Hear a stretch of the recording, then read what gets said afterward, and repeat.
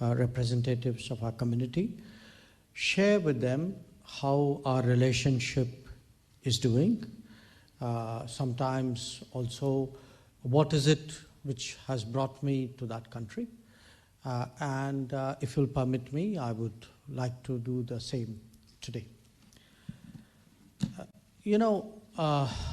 When we think about the relationship with India and Russia, it is in many ways actually an exceptional relationship. Exceptional not just for the two countries, but actually I would say, in world politics. And why is that?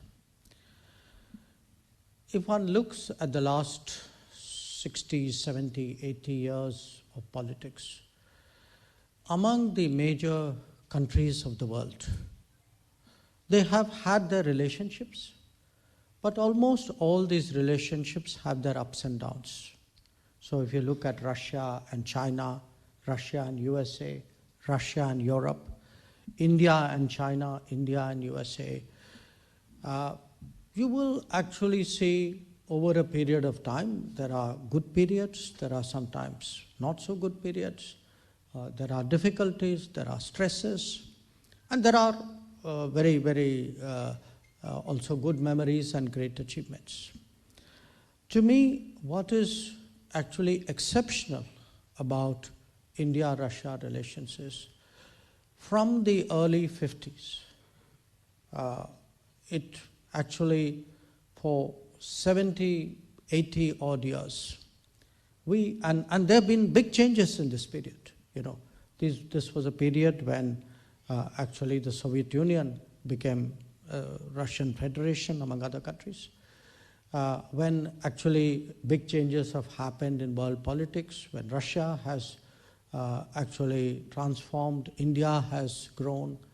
And yet, if there is one constant actually in world politics, it has actually been the relationship with India-Russia.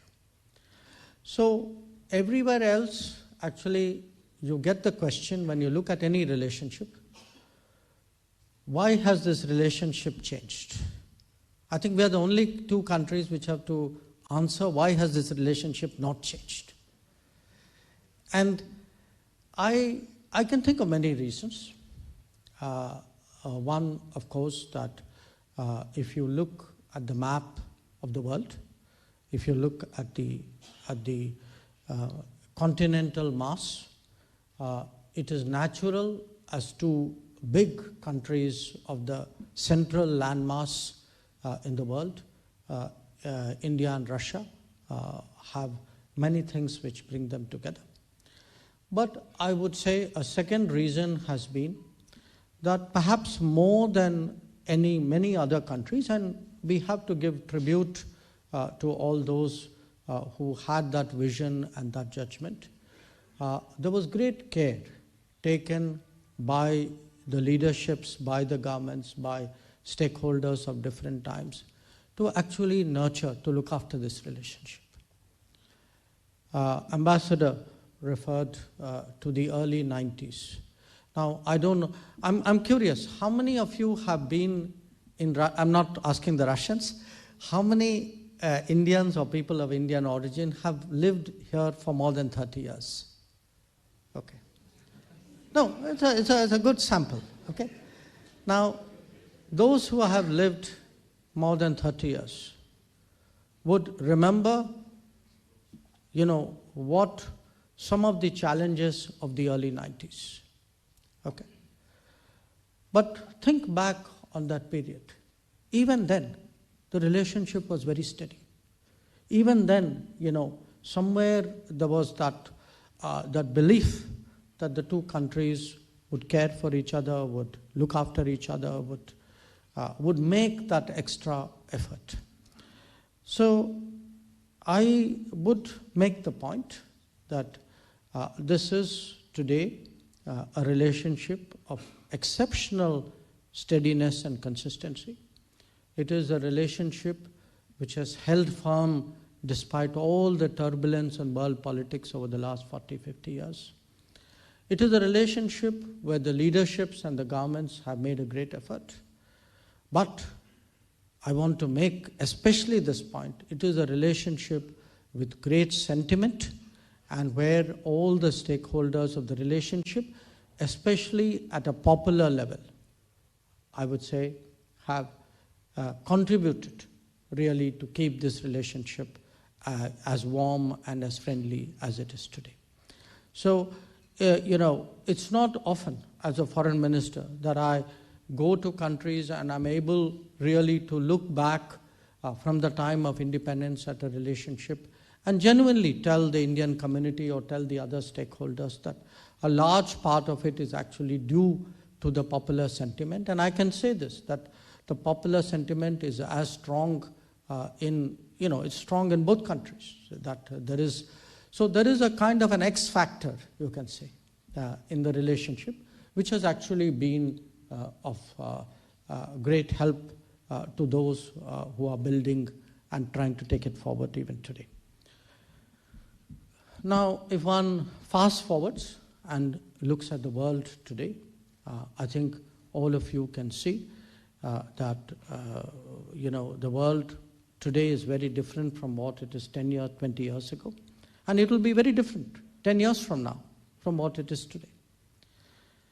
Take India. We were 10 years ago the 10th largest economy in the world. Today we are the 5th largest. I think in a few years we will be the 3rd largest, hopefully beyond that as well. And it's not just the size of the economy. If one looks today at the state of development, the influence and impact on the world, and in many ways, the Indian community abroad is actually the best testimony that if I have to explain to someone what has been the impact of India in the world, one answer for me would be look at the Indian community across the world. They themselves are the impact. They themselves are the change. That the contribution they make, the contribution the influence that they have, that itself is a sign of changing times. So the official name of our relationship is Special and Privileged Strategic Partnership. So believe me, every word means something. That these are not lightly chosen words, that they have a message. That is a message which captures the history of the last 70, 80 years, and it certainly reflects the sentiments and the hopes for the next many, many decades to come. Now, having said that, let me today talk about some recent developments in our ties. I think many of you either directly or indirectly are associated with the world of trade, of business, of investment. And you would have seen that there's been actually a very, very big expansion in our economic cooperation. 2 years ago, our trade with Russia was about $12 to $14 billion. Last year, it was $50 billion. This year, I would predict it will be even higher. Now, this is very good news, but it's also a challenge. It is a challenge because while the economic relationship has grown overall, we would like to see India's exports to Russia also grow, maybe not exactly equal, but at least in very large measure. And much of that responsibility is on all of you. That we as a government can give policy guidance, we can give encouragement, we can help with sorting out problems. But at the end of the day, business has to be done by business. And there are today possibilities for Indian exports to grow and overall India-Russia economic cooperation to grow. Now, why do I particularly say this to the community? Because from what I can see, and today I spent a large part of my morning with Deputy Prime Minister Denis Mantoro, I feel today that the many people in Russia are not as familiar with what has changed in India. That if you look at who are the new players in India, what are the new businesses in India, where is it we can find the right fit. It could be, in pharma, it could be in agriculture, it could be in something digital, in IT. Somewhere there are still gaps in, I would say, updating knowledge and understanding about India. So I would today actually, as Foreign Minister, make a request to the community that if you can actually make that extra effort, all of you live, amongst Russians, amidst Russians, you have friends, you have relationships, you have a great deal of trust from people with whom you work. I would like you today to use all that to grow what is a common goal, a common good of these two countries. That if, I have no doubt in my mind that 50 billion, within a matter of a few years can become 100 billion. If we all put our minds to it. If we can, and a lot of what India offers to the world today, if you look at where India is competitive today in the world, we are big exporters, we are regarded as a pharmacy of the world. You saw how we stepped forward, especially during the COVID, not just in vaccines, but in other medicines as well. If one looks at food products, at marine products, if you look even at agricultural trade, you look at auto parts, you look at engineering goods, there is a world out there. It is just that much of Russian business has not discovered it or not familiar with the changes, what is the new industry which has emerged in the last 20 years. So that would be my first message to you.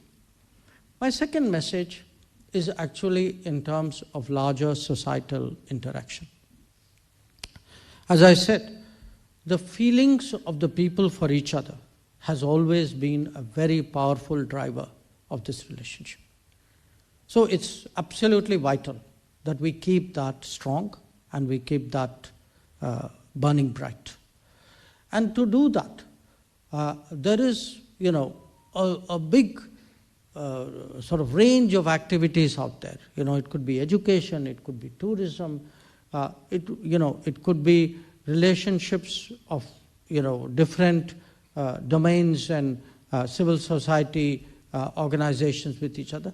But how do we not just do more business with each other, but how do we, beyond business, actually interact with each other?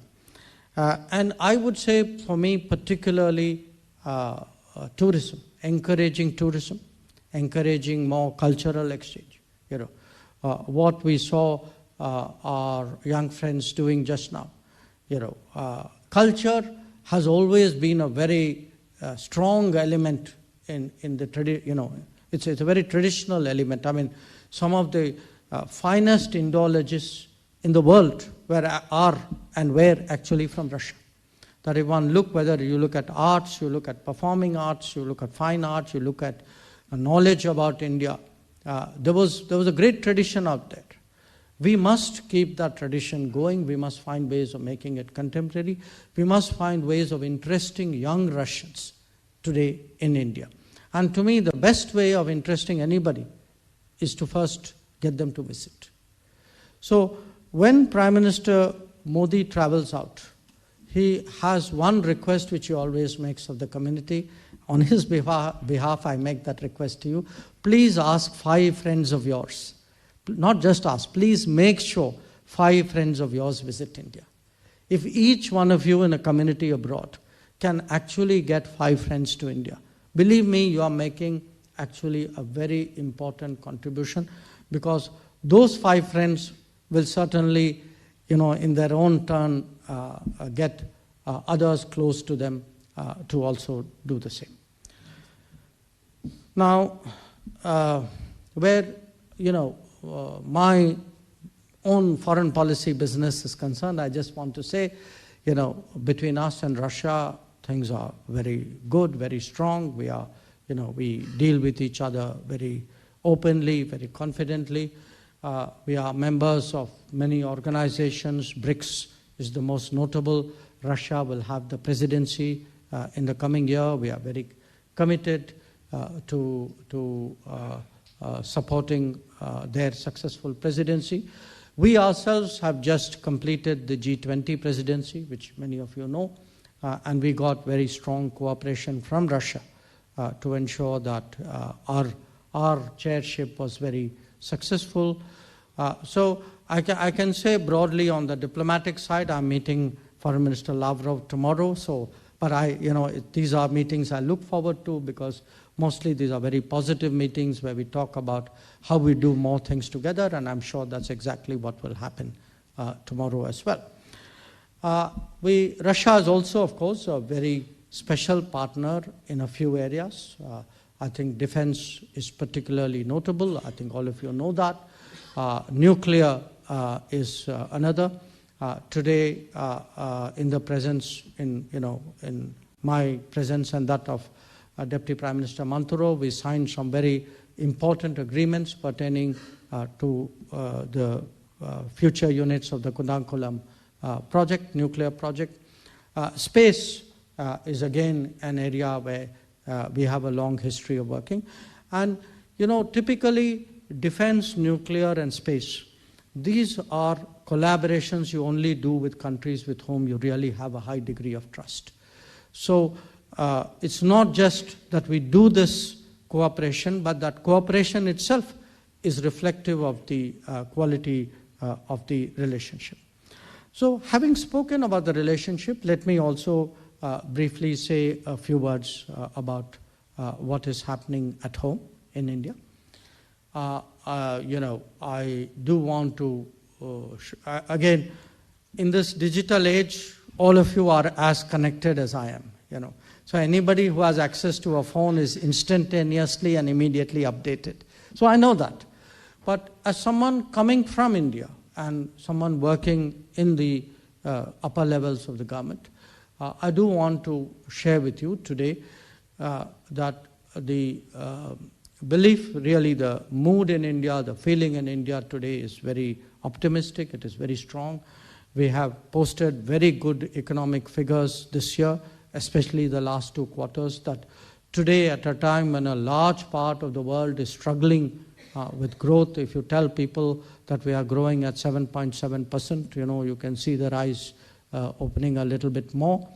And it isn't, again, just the growth. I would say, for those of you who haven't been to India recently, or even if you go to India, many of us, I've lived abroad myself, so often when we go to India, we go meet our family, meet our friends, do our business and come back.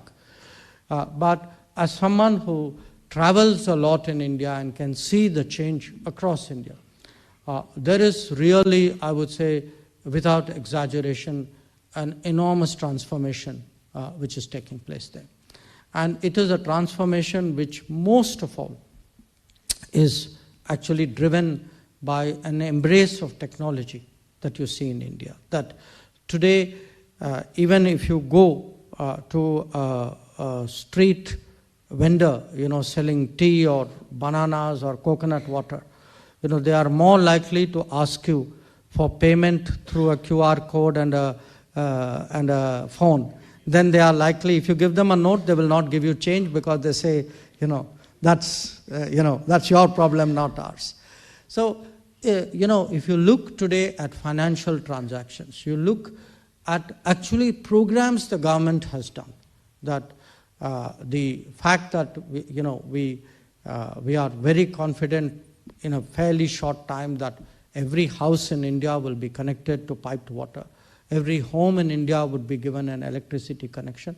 In fact, there will be more homes. That in the last decade, we have constructed 40 million homes, and 40 million homes at 5 people per family means 200 million people today have homes, which they did not have 10 years ago.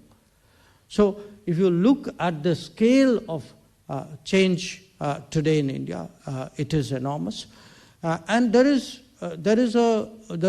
mindset itself is today, you hear much more interest today in skilling and innovation and starting your own business. In fact, if one looks today at loans which are given out, mudra loans, or even we give loans to even people who do their own businesses, and these are loans without security. And we see, the 80-90% of the people who get these loans return it on time. So it's a very different India today that we are looking at. We are very confident next year. There are big decisions that we as a nation have to make. We are very confident that those decisions would be made for the good of the country, keeping in mind our long-term future.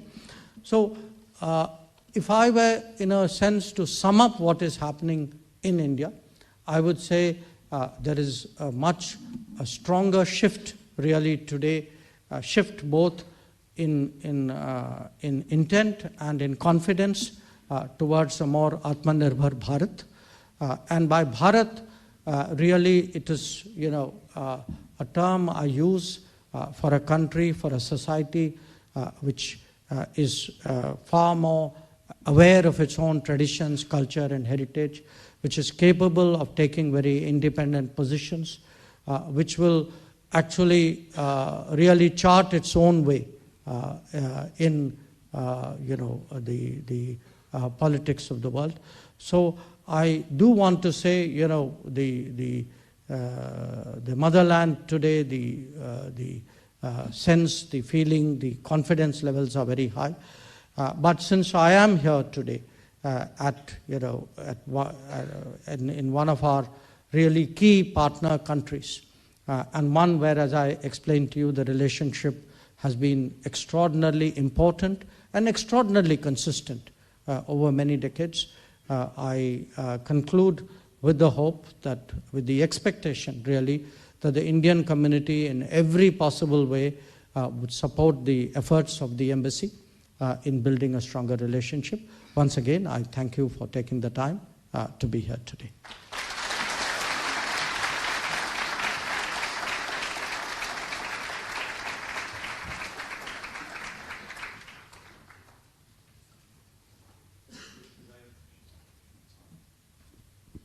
As I mentioned, the Honorable Minister has very kindly agreed to take a few questions. So if there are some of you who would like to raise some things, sure, please come. Somebody give her a mic. Is this Kumar? Okay. We'll start with Manish. Good evening, everybody. My name is Manish Kumar. I am in the category of who is living here more than 30 years, sir. Also, I'm a vice chairman of Moscow Chamber of Commerce. Why I'm telling, because some of the Russian perspective I will put in. As His Excellency already explained, and we all know that you have started your career when it was the Soviet Union, and you know much better this part of the world. We have seen your growth as a diplomat, as a seasoned diplomat, and the whole world and the many, as His Excellency told, that they all praise you like a, and we all countrymen are really proud of you, because India's foreign policy is a good hand. And if I request everybody to give you this standing ovation. Sir. Thank you very much. Thank you very much. I really appreciate your concern.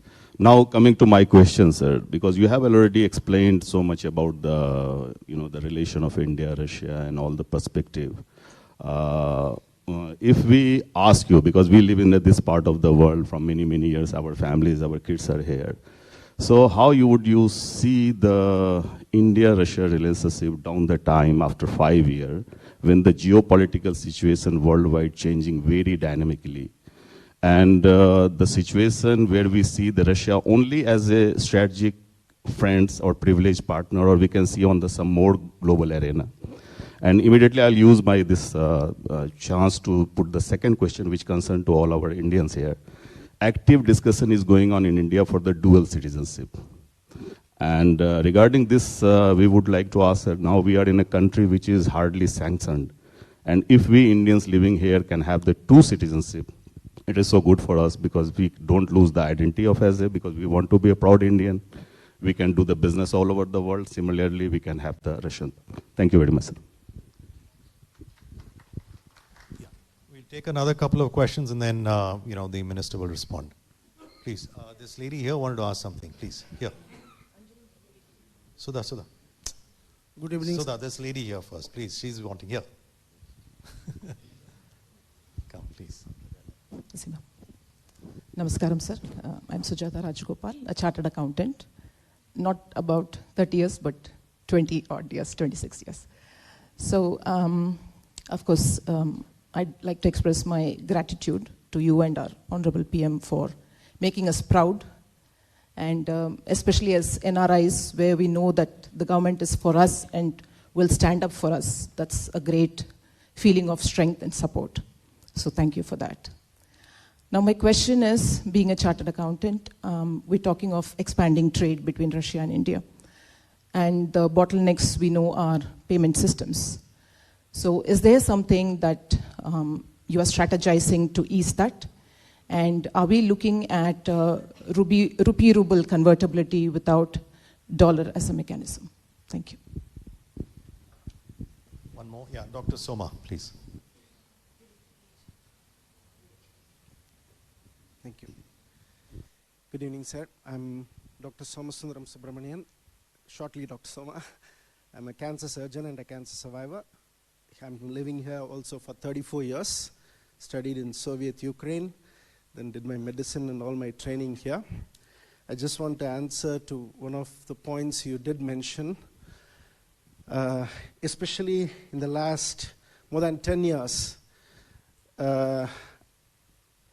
Every year, I'm bringing to India anything between 5 to 25 medical students, doctors, scientists on a regular basis. At any given time, one of the NGOs started by me supports, somebody is there in India even now.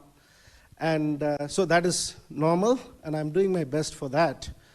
But I'll first bring the very first question I always ask, which is not a medical question. Honorable Ambassador knows that.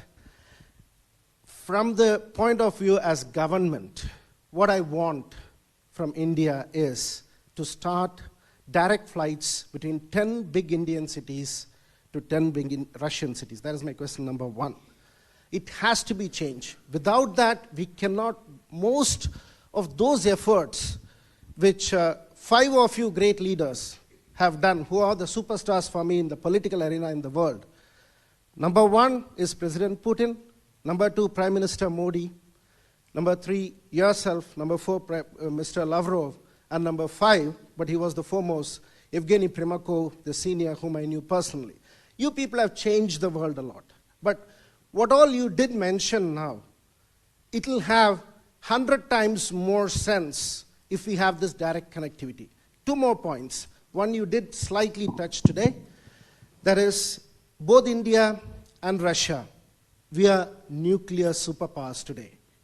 But both our countries are not nuclear medicine superpowers. As a cancer specialist, I'm telling you, this country is producing top-notch materials which the nuclear industry of this country gives, which is even today being used by American and Canadian hospitals, which are not available in this country and in India. It is pathetic and unacceptable. I'll stop here. If you'll give me time, later I'll give you more questions. So Thank you. let me respond, and I will keep my answers short in the hope that you'll all keep your questions short after that. So first of all, India-Russia, where do we see it 10 years from now? Look, India and Russia are major powers, okay? What differentiates major powers from others is, even if there are ups and downs in their fortunes, they have that kind of spirit and that resilience and that capability to go through the tough times so that they keep going through, till they again, are able to, in a sense, fully express their capabilities. Given the kind of picture, the analysis that I did for you of the last 70, 80 years, I have no doubt that this relationship will get stronger. Because, I'd actually put it to anybody. Is there today actually, has there been in the last 70, 80 years any big problem between India and Russia? We may not always agree, but we have taken great care not to cause a problem for the other country. Now, not all countries do that, you know. So I think if we continue to show that sensitivity and that wisdom, which we have done in the past, I am very sure that this relationship will only grow from strength to strength. And I think even in the last few years, I see frankly, for example, a greater Russian focus on Asia. And I think that is partly one reason why our trade has grown so much in the last 2 years. So I'm very confident that that direction, and certainly I will endeavor to work in that direction where the relationship will keep going. On the dual citizenship, I get that question a lot. I understand why I get